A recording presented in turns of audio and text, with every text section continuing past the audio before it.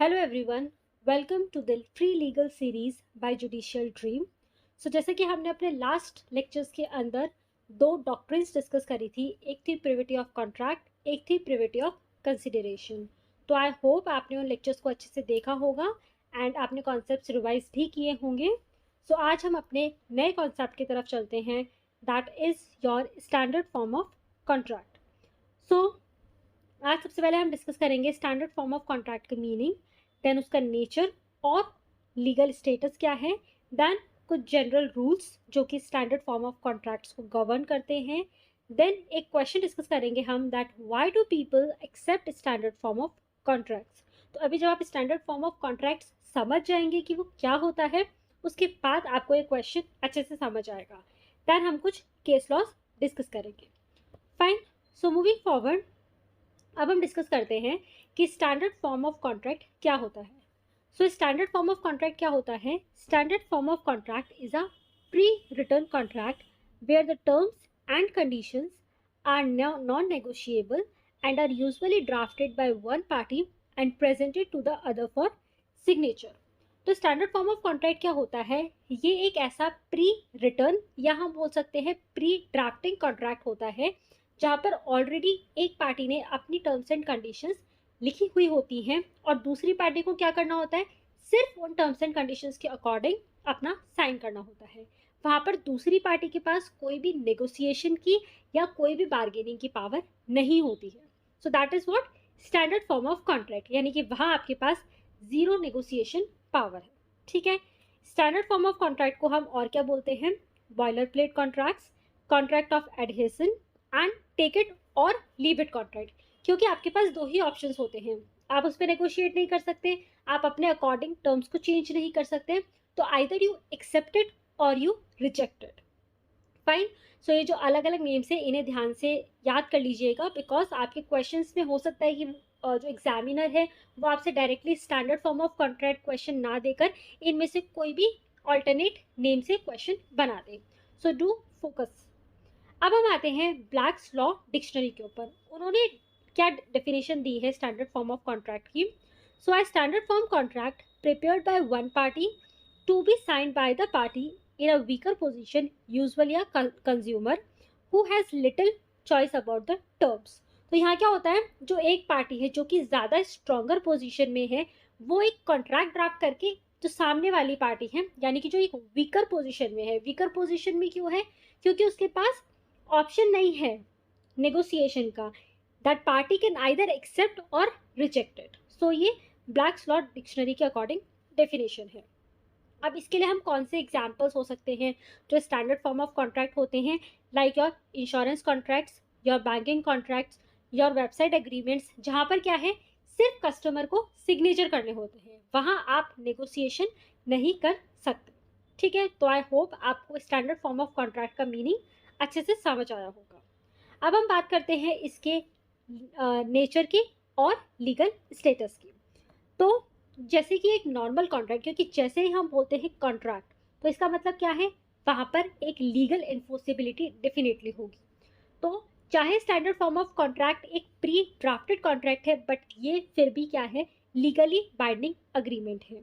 So a legally binding agreement between two parties to do a certain thing in which one side has all the bargaining power and uses it to write the contract primarily to his or her advantage। तो जो first party है, यानी कि जो dominant party है, वो अपने benefit के लिए या अपने एडवांटेज के लिए टर्म्स एंड कंडीशंस को उस कॉन्ट्रैक्ट में ड्राफ्ट करती है। बट अगर दूसरी वाली पार्टी ने उसको साइन किया तो दैट मीन्स दोनों पार्टीज के बीच में एक लीगली बाइंडिंग अग्रीमेंट एग्जिस्ट करता है। ठीक है, अब हमारा जो इंडियन कॉन्ट्रैक्ट एक्ट है उसके अंदर ऐसा कोई डिस्टिंक्शन नहीं दिया ऑर्डिनरी कॉन्ट्रैक्ट्स और स्टैंडर्ड फॉर्म ऑफ कॉन्ट्रैक्ट्स के अंदर, एंड जो भी प्रोविजंस एक ऑर्डिनरी कॉन्ट्रैक्ट के ऊपर अप्लाई होते हैं, सेम वैसे ही स्टैंडर्ड फॉर्म ऑफ कॉन्ट्रैक्ट के ऊपर भी सेम प्रोविजंस अप्लाई होते हैं। Fine, so Indian contract act does no distinction between standard form of contract and general contract, but it does recognize their existence. Thus, all provisions of the Act equally apply to standard form of contracts also, and any contravention of the provisions will lead to void contract. Fine. तो अब जैसे हमारे पास law of contract में हमने पढ़ा था privity of contract, यानी कि सिर्फ पार्टीज टू द कॉन्ट्रैक्ट ही कॉन्ट्रैक्ट को एनफोर्स करवा सकती हैं, थर्ड पार्टी एनफोर्स नहीं करा सकती। इन द सिमिलर वे जिन पार्टीज के बीच में कॉन्ट्रैक्ट है सिर्फ उन्हीं को बाइंड करेंगी वो टर्म्स एंड कंडीशंस, और कोई भी थर्ड पार्टी यानी कि जो स्ट्रेंजर टू द कॉन्ट्रैक्ट है ना ही वो उन टर्म्स एंड कंडीशंस की वजह से कोई राइट इंजॉय करेगा, ना ही कोई लाइबिलिटी। अब हम बात करते हैं कुछ जनरल रूल्स की। तो ये जनरल रूल्स क्या हैं जो हमारे बेसिकली थ्रू द ट्रांजैक्शंस या through the case laws derive हुए हैं, ठीक है। सबसे पहला क्या आता है रूल हमारे पास, there should be a contractual document. Contractual document मतलब जहां आपकी लीगल एनफोर्सिबिलिटी होगी, जहां पार्टीज के बीच में क्या राइट्स, क्या ऑब्लिगेशन, क्या टर्म्स एंड कंडीशंस हैं वो क्लियरली मेंशन होगा। Second, there should be no misrepresentation, क्योंकि हमने पढ़ा कि कॉन्ट्रैक्ट एक्ट के प्रोविजंस अप्लाई होंगे, तो अगर कोई मिस रिप्रेजेंटेशन है या किसी भी फैक्टर की वजह से जो कॉन्ट्रैक्ट है उसमें पार्टी की फ्री कंसेंट नहीं है, तो वहाँ पे वो वॉइडेबल या सर्कमस्टांसेस ऐसे होंगे तो वॉइड डिक्लेयर किया जा सकता है। तो इसलिए कॉन्ट्रैक्ट में क्या होना चाहिए, एक फ्री कंसेंट वाला एलिमेंट होना चाहिए। इसी के साथ there should be reasonable notice of the contractual terms, मतलब आप ये नहीं बोल सकते कि सिर्फ आपने टर्म्स एंड कंडीशंस लिख के दे दी, इसका मतलब सामने वाली पार्टी को उसके बारे में पूरी नॉलेज है, नहीं। आपको एक रीजनेबल नोटिस देना होगा पार्टी को ताकि वो अवेयर रहे कि जो कॉन्ट्रैक्ट है उसमें क्या क्या टर्म्स एंड कंडीशंस दी गई हैं। Fine, then terms of the contract should be reasonable and in accordance with the law. Obviously अगर आपने कोई भी ऐसी टर्म्स एंड कंडीशंस डाली है कॉन्ट्रैक्ट के अंदर जो क्या है दूसरी पार्टी की डिसएडवांटेज देती है दूसरी पार्टी को, और उससे क्या हो रहा है एक नेगेटिव या एक इनजस्टिस हो रहा है, तो वहां पर उन कॉन्ट्रैक्ट के टर्म्स को रीजनेबल नहीं माना जाएगा और in the court of law वो वॉइड डिक्लेयर करवाया जा सकता है, ठीक है। Then next is the strict interpretation of the exemption clause. अगर कभी भी आपको आपके जो कॉन्ट्रैक्ट है उसके अंदर कोई ऐसा एग्जेम्पशन क्लॉज है या कोई ऐसा एक्सक्लूसिविटी क्लॉज है, ठीक है, जहाँ पर कुछ लाइबिलिटी से एग्जेम्पशन मिली जा रही है, तो उन क्लॉजेस को हमेशा कोर्ट ऑफ लॉ बहुत ही स्ट्रिक्टली इंटरप्रेट करता है। सो ये भी एक रूल है ताकि जो भी सामने वाली पार्टी है उसके साथ कोई इनजस्टिस ना हो due to that terms and conditions. इसी के साथ थ्योरी ऑफ फंडामेंटल ब्रीच। तो जब भी कोई स्टैंडर्ड फॉर्म ऑफ कॉन्ट्रैक्ट पे डिस्प्यूट अराइज होता है तो कोर्ट हमेशा ये देखता है कि कोई भी ऐसे टर्म एंड कंडीशन ना हो जिसकी वजह से क्या हो, ब्रीच ऑफ कॉन्ट्रैक्ट हो। सो ये जितने भी रूल्स हैं ये क्यों बनाए गए हैं, ताकि सामने वाली पार्टी को किसी भी इनजस्टिस से सेव किया जा सके, क्योंकि क्या है वो वीकर पार्टी है, उसके पास नेगोशिएशन की या बार्गेनिंग पावर नहीं है, या तो वो एक्सेप्ट करेंगे या वो रिजेक्ट करेंगे। So these are the rules. Moving forward, अब जो हमारा क्वेश्चन जो हमने इंट्रोडक्शन में डिस्कस किया था कि फिर ऐसे कॉन्ट्रैक्ट्स को क्यों पार्टी एक्सेप्ट करेगी, ठीक है, तो उसके लिए सबसे बड़ा हमारे पास क्या क्वेश्चन आया कि ऐसे कॉन्ट्रैक्ट जहाँ पर सामने वाली पार्टी के पास कोई नेगोशिएशन की पावर ही नहीं है तो वो ऐसे कॉन्ट्रैक्ट्स के लिए क्यों जाना चाहेंगे। तो सबसे पहला इसका ऑप्शन, इसका जो आंसर है उसमें सबसे पहला जो हमारा पॉइंट है वो है क्या, कन्वीनियंस। क्योंकि क्या होता है जो स्टैंडर्ड फॉर्म ऑफ कॉन्ट्रैक्ट्स होते हैं जैसे कि हमने डेफिनेशन में पढ़ा था, ये क्या है, प्री ड्राफ्टेड है, तो वहाँ पर आपको कहीं पर भी टाइम इन्वेस्ट करने की ज़रूरत नहीं पड़ती, तो क्या होता है ये बहुत ही टाइम सेविंग होता है। यहाँ आपकी जो टर्म्स एंड कंडीशंस होती हैं वो पहले से ही ड्राफ्टेड होती हैं, तो वहाँ पर आपको कोई भी इंटरवेंशन करके कोई भी नेगोशिएशन वगैरह में टाइम वेस्ट नहीं करना पड़ता। So it is much time saving. इसी के साथ फैमिलियरिटी। अब ऐसे कॉन्ट्रैक्ट्स जो कि सभी पे इक्वली अप्लाई हो रहे हैं या बिजनेस कोर्स ही ऐसा है जैसे कि बैंकिंग या इंश्योरेंस, वहाँ आपका सेम ही बिजनेस चलता है, तो वहाँ पे क्या रहता है उन कॉन्ट्रैक्ट टर्म से एक फैमिलियरिटी रहती है कि फाइन हर पार्टी जो भी उस कॉन्ट्रैक्ट में एंटर हो रही है तो सबके लिए same type of terms and conditions apply करेंगी। इसी के साथ perceived lack of bargaining power. अब दो पार्टीज के अंदर से एक पार्टी ऐसी है जो बहुत ही डोमिनेंट पोजीशन पे है, बहुत ही स्ट्रॉन्गर पोजीशन पे है, तो उस कंडीशन के अंदर क्या होगा, सामने वाली पार्टी के पास बार्गेनिंग पावर होती ही नहीं है, एंड अगर उसे उस कॉन्ट्रैक्ट में एंटर होना है तो they are not left with any option, they can either take it or they can either reject it. Fine, then lack of legal expertise. अब क्या क्या होता है, कभी कभी हमें कॉन्ट्रैक्ट्स के बारे में इतनी अच्छी नॉलेज नहीं होती। हमें लगता है कि अगर हमने खुद कॉन्ट्रैक्ट ड्राफ्टिंग में गए तो हो सकता है कि कुछ इंपॉर्टेंट क्लॉजेस लेफ्ट आउट हो जाए, जिसकी वजह से हमारा रिस्क बढ़ जाए। तो इसलिए भी जो बहुत सारे लोग होते हैं वो for standard they accept standard form of contracts. इसी के साथ साथ कॉस्ट इफेक्टिव, ऑब्वियसली आपका टाइम भी सेव होता है, आपका कॉस्ट भी सेव होता है, वहाँ कोई नेगोशिएशन नहीं होती है, सिंपली आपके सामने एक प्री ड्राफ्टेड कॉन्ट्रैक्ट होता है जिस पे अगर आप सिग्नेचर करते हैं तो दैट मीन्स कि आप उनकी टर्म्स एंड कंडीशन से अग्री करते हैं एंड उनसे कंप्लाई करते हैं। सो ये कुछ रीजंस है जिसके वजह से people do accept standard form of contracts. Moving forward, अब हम कुछ डिस्कस करेंगे कुछ केस लॉज। सबसे पहला केस हमारे पास आता है Olive versus Marlborough. Fine, this is a English case. सबसे पहले हम बात करते हैं कुछ इसके फैक्ट्स की। सो इसमें क्या हुआ था, in this case plaintiff and her husband booked a room in a hotel. When they checked in the hotel room, they find a slip at the back of the door which states that hotel will not be responsible for any lost or stolen articles. Due to the negligence of the hotel staff, plaintiff's property got stolen and they demand compensation from the hotel. तो इसमें क्या हुआ था, जो प्लांटिव थे और उनके husband थे, उन्होंने एक होटल में एक रूम बुक किया था। जब उन्होंने वहाँ पे चेक इन किया तो at the back of the door एक स्लिप था जिसपे क्या मेंशन था, that hotel will not be responsible for any lost और स्टोलन आर्टिकल। अगर कस्टमर का कोई भी सामान खोता है तो उसके लिए होटल रिस्पॉन्सिबल नहीं होगा। ठीक है, अब होटल स्टाफ की नेग्लिजेंस की वजह से क्या होता है, प्लांटिव की कोई प्रॉपर्टी चोरी हो जाती है और वो होटल से इन रिटर्न कंपनसेशन क्लेम करते हैं। सो ये इसके फैक्ट्स हैं। अब हम बात करते हैं कि इसमें क्या हेल्ड किया गया था।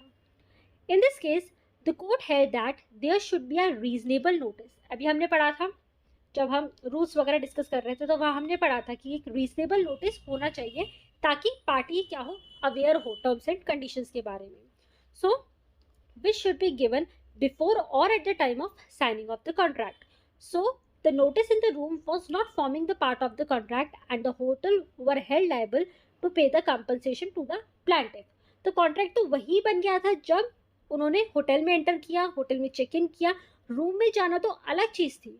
तो वहाँ पर कोर्ट ने क्या हेल्ड किया कि ये जो डोर के पीछे जो इन्होंने जो राइटिंग में स्लिप लगा रखी थी, that is not a reasonable notice. ठीक है, वो रीजनेबल नोटिस नहीं है, क्योंकि रीजनेबल नोटिस कौन सा होगा, जो कॉन्ट्रैक्ट में आने से पहले या eight the time of signing the contract दिया जाता है। ठीक है, उसके बाद तो वो रीजनेबल नोटिस होता ही नहीं है। तो यहाँ पर कोर्ट ने होटल को कंपनसेशन देने के लिए लाइबल किया था। Fine, so this is the case on the, जो हमारा रूल था ना रीजनेबल नोटिस वाला, उसके ऊपर हमारा एक केस ये था। अब हम डिस्कस करते हैं अपना second case, that is your Parker versus south eastern railway. इसमें क्या बोला गया था, इसके फैक्ट डिस्कस करते हैं सबसे पहले हम। In this case plaintiff deposited his bag in the cloak room at a railway station and in return of the same he received a ticket. तो यहाँ क्या हुआ था, रेलवे स्टेशन पे एक रूम होता है जहाँ पर जो बेसिकली पैसेंजर्स होते हैं वो अपना लगेज वगैरह रखते हैं। तो इसी तरीके से प्लांटिव ने भी अपना बैग वहाँ क्लॉक रूम में डिपॉजिट किया था और इसके रिटर्न में उन्हें क्या मिला था, एक टिकट मिला था।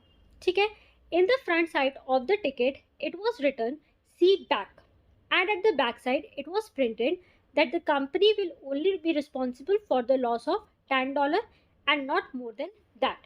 तो वो जो उन्हें टिकट मिली थी उस पर क्या लिखा हुआ था, सी बैक, और पीछे उन्होंने टर्म्स एंड कंडीशंस मेंशन की थी, जिनमें एक कंडीशन ये थी कि अगर कुछ भी लॉस होता है तो सिर्फ कंपनी $10 तक के लॉस के लिए कंपनसेट करेगी, उससे ज़्यादा नहीं। The plaintiff's bag got lost and he claimed for the compensation of bag which was more than $10. अब क्या हुआ, यहाँ पे प्लांटिव का बैग क्या हुआ, चोरी हो जाता है और प्लांटिव ने जो कंपनसेशन डिमांड किया था वो $10 से ज़्यादा का था। तो अब यहाँ पे कोर्ट ने क्या हेल्ड किया, in this case the court held that the company will not be held liable because the company take reasonable notice earlier and plaintiff consented that he already knew that there was something written at the back of the ticket, but he did not see what it was because he thought that ticket was a mere receipt of money he paid. So यहाँ पे decision क्या आया, प्लांटिव के favour में आया कि जो ticket पे जो उन्होंने लिखा था ना कि सी बैक, तो वो क्या था, एक रीजनेबल नोटिस था। और जब प्लांटिफ ने उसको एक्सेप्ट किया तो इसका मतलब क्या हुआ, प्लांटिफ ने अपने कंडक्ट से ये शो किया कि ठीक है, उनको टर्म्स एंड कंडीशन से वो अग्री करते हैं। अब उन्होंने टर्म्स एंड कंडीशन नहीं देखी, क्या सोच के कि वो जो टिकट है वो क्या है, एक रिसीट ऑफ मनी है। तो इसमें फॉल्ट किसका हुआ, जो डिफॉल्टिंग पार्टी है वो कौन है, हमारी दूसरी वाली पार्टी यानी कि प्लांटिफ है। ठीक है, तो इसके अंदर जो डिसीजन दिया गया था वो अगेंस्ट द प्लांटिफ दिया गया था। और यहाँ पर बोला गया कि जो रेलवे स्टेशन है वो लाइबल नहीं है, क्योंकि रेलवे स्टेशन ने रीजनेबल नोटिस दिया था in the form of the ticket, जिसपे क्या लिखा था, सी बैक। तो ये प्लांटिफ की ड्यूटी बनती थी कि वो उन टर्म्स एंड कंडीशंस को पढ़ता एंड देन जो भी उसका केस था वो लेकर आता। बट यहाँ पर क्या था, यहाँ पर रेलवे के द्वारा जो है वहाँ पर उनको एक रीजनेबल नोटिस दिया गया था। तो आपने देखा दोनों केसेस के अंदर टॉपिक वही था, टॉपिक ऑफ कंटेंशन क्या था, रीजनेबल नोटिस। पर फर्स्ट केस में हेल्ड किया गया कि रीजनेबल नोटिस नहीं था, क्योंकि रीजनेबल नोटिस कॉन्ट्रैक्ट में एंटर होने से पहले या कॉन्ट्रैक्ट को साइन करने के टाइम पर दिया जाता है। सेकेंड, अब हम आगे मूव करते हैं। सो अब आते हैं हम अपने एक एमसीक्यू पे, that is in the standard form of contract the agreement is without consideration, the individual has many choices to accept or refuse, the individual has no choice but to accept none of the above. So ये question आज के लिए आपका homework रहेगा। I hope अगर आपने आज का जो कंसेप्ट था उसको अच्छे से समझा होगा तो आप इस क्वेश्चन को बहुत अच्छे इजीली अटेम्प्ट कर पाएंगे। So do post your answer in the comment box and ऐसे ही और एमसीक्यू प्रैक्टिस के लिए आप हमारी वेबसाइट www.judicialdream.com को विजिट कर सकते हैं एंड इस क्वेश्चन का आंसर भी आपको वहाँ पर मिलेगा। बट पहले आप इसका आंसर खुद मार्क करेंगे, उसके बाद वहाँ से चेक करेंगे। So do attempt this question and other questions also. इसी के साथ आपके लिए एक और होमवर्क है, दैट इज़ योर डिस्क्रिप्टिव। आपके मेंस के अंदर इसी टॉपिक पे किस तरीके से आपसे क्वेश्चन पूछा जा सकता है, ये एक सैम्पल क्वेश्चन है, that is explain the key features of the standard form of contracts. तो ये फीचर्स के लिए आप अपना खुद से आंसर ड्राफ्ट करेंगे। पहले आप अपने खुद से आंसर को लिखेंगे, उसके बाद जो मॉडल आंसर इस क्वेश्चन का हमारी वेबसाइट www.judicialdream.com पे अवेलेबल है, आप उसके साथ मैच करेंगे एंड देखेंगे कि कहाँ पर क्या डिफरेंस है। तो आई होप आज का होमवर्क आपको अच्छे से समझ आया होगा एंड आप दोनों ही क्वेश्चंस को और इसके साथ में और जो एमसीक्यूज अवेलेबल हैं वेबसाइट पर उसको अटेम्प्ट करेंगे। So that's all for today. इसी के साथ साथ आप हमसे टेलीग्राम, व्हाट्सएप एंड इंस्टाग्राम से भी कनेक्ट रह सकते हैं, जहाँ पे डेली अपडेट्स आपको मिलते रहेंगे। सो वेबसाइट का और जो हमारे सोशल हैंडल्स हैं उनका जो भी लिंक्स हैं वो आपको डिस्क्रिप्शन बॉक्स में अवेलेबल हैं। So stay connected, stay updated, keep studying, keep practicing the questions. Okay, so I hope आज की क्लास आपको अच्छे से समझ आई होगी। अगर आपके कोई भी डाउट्स हैं तो वो आप कमेंट बॉक्स में पोस्ट कर सकते हैं, आपके कोई सजेशंस हैं तो वो भी हाईली अप्रिशिएबल हैं। So please post it in the comment box, I definitely consider them also. मिलते हैं नेक्स्ट लेक्चर में। Thank you so much.